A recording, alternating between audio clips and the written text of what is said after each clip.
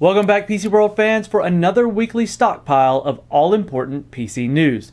And if you watched the NVIDIA GTC 2021 keynote in April and you thought you were watching a real person in a real kitchen, well, I have news for you. Also, AMD's Radeon RX 6600 XT reviews are in, and we can finally see how it holds up, but something no one expected was the 6600 XT's Ethereum mining performance, which we'll touch on here. And to finish things up, Mark Hawkman got his all handsy with Xbox Cloud Gaming on the PC. So let's load right into the news and break these topics down with a little more detail. SIGGRAPH 2021, the world's largest conference on computer graphics, has come and gone, and companies from all around the globe came together to tout their developments and projects for the visual computing world. This year, NVIDIA really spent some time showcasing their Omniverse, a collaborative tool that can be used for large-scale graphical productions, encompassing everything from presentations to animation. But what was most impressive was NVIDIA's reveal of what they did during GTC 2021 earlier this year. What made that so cool? Well, if you saw this presentation and you thought you were watching a real Jensen in a real kitchen, you were just as fooled as I was. While you were hearing the real Jensen Huang, you were definitely not looking at him. He and his kitchen, as well as the slides in the presentation, were all done within the NVIDIA Omniverse. It was presented in what is now quite a mind-bending experiment. Well played, NVIDIA. You got me on that one. Now, NVIDIA isn't the only company on the move this week. AMD has also been making big moves in the graphics front. They took aim at the 1080p crowd with the launch of the $379 Epic 1080p gaming powerhouse, the Radeon RX 6600 XT. As far as the overall performance, we saw the card come within a hair of last generation's RX 5700 XT while sporting the same memory capacity but pulling a bit less power. Be sure to read Brad's full review on PCWorld.com of all of the different cards and all of the different details. So, the most positive thing that I could say right now is that based on the price to performance metric, you're basically getting an RX 5700 XT level of performance for quite a bit better of a street price. And considering the prices of the competition cards as well as the RX 5700 XT's street price being through the roof, then the RX 6600 XT is currently quite attractive. This may all change, but for now it seems to be in stock at MSRP, so that's a good thing.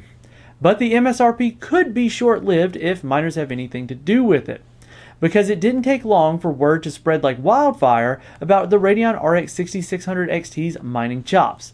I'll be honest here and admit that I really didn't expect this thing to be able to pull any impressive numbers with its little 128-bit bus, but it does.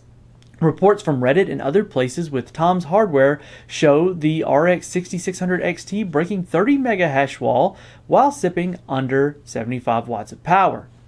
I thought this was far too optimistic, so I attempted to disprove it using my own PCAT setup. And all I managed to do was prove Tom's Hardware numbers correct. Because this ROG Strix 6600 XT I had on hand, once tuned, produced 32 mega hash, and on top of that, it was indeed sitting at total card power of 75 watts, even with the RGB enabled.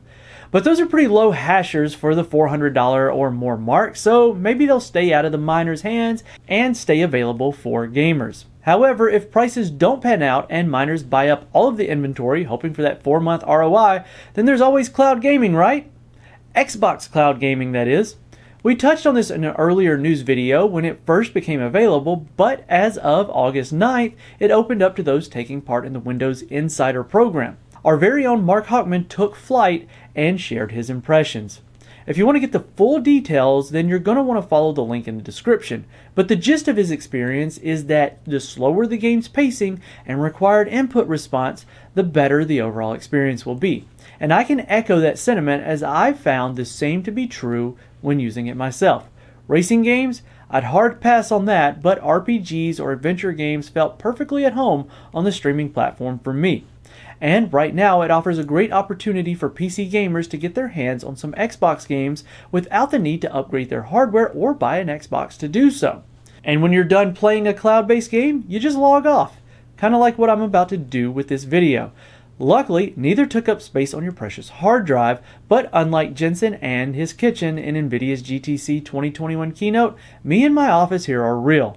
And you should be able to sign up for the NVIDIA Omniverse platform for yourself if you want to dabble with it and create something, or just play Marvel's RTX.